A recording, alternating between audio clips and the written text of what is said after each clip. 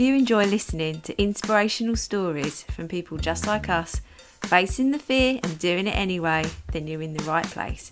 My name is Claire Hill, and this is the No Rest for the Vivid podcast.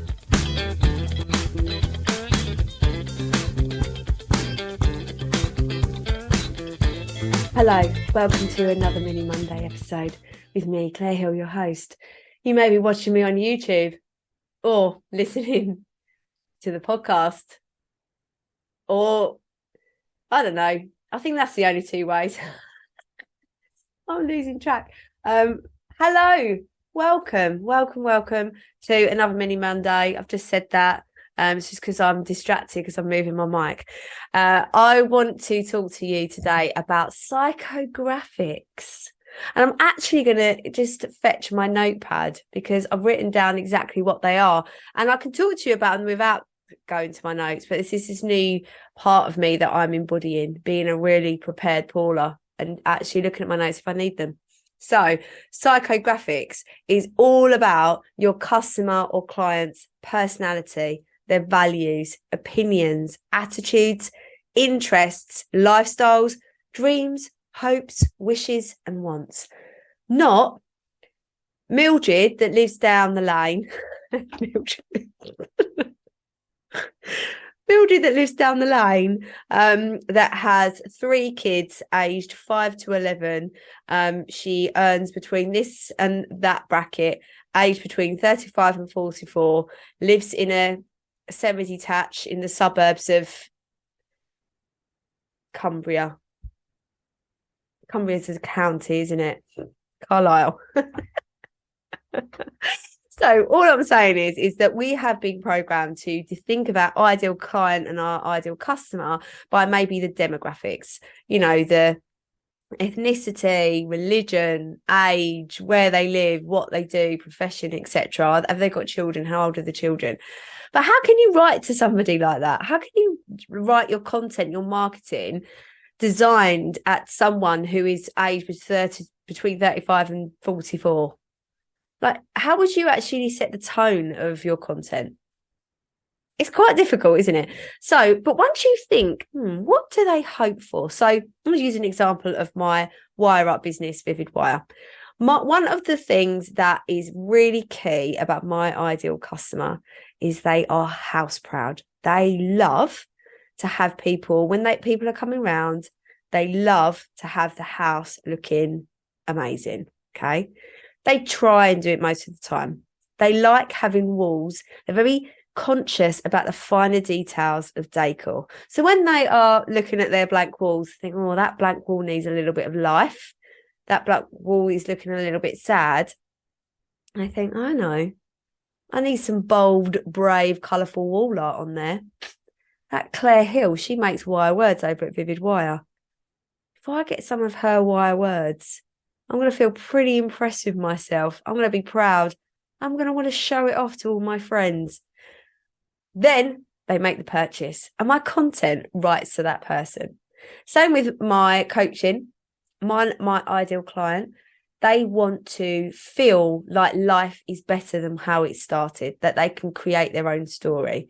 The people that I work with have maybe gone through something quite traumatic, but they believe that there is a reason that happened. There has to be something good that comes out of that bad situation. There has to be. Otherwise, you know, why did it happen? Sometimes we can get lost in the negative of, well, I mean, because it's so bloody painful, but something that's terrible that happens, in retrospect, when we look back, we think, well, if that hadn't have happened, this, that, and the other. I mean, I wouldn't wish to feel that sadness and go through that again. And I wouldn't wish anything, and I'm talking about myself now, I wouldn't wish that on anybody else. But when I look back, I think, God, if that hadn't have happened to me, if I hadn't had that childhood or had those experiences as an adult and had those experiences with my mental health, I wouldn't be able to help people. I wouldn't be able to show up like this and think, oh, I know, I'm going to do a podcast all about psychographics and writing to your ideal customer and client. But when you sit down, and I'm going to just now leap back to the original point of this Mini Monday episode, when you think back about psychographics and you are looking and seeing, what does my client hope for? What does my client want? my customer, sorry, what does my customer look for in their day to make it feel like it's going to be a good day? If they're really productive, is that a really good day for them?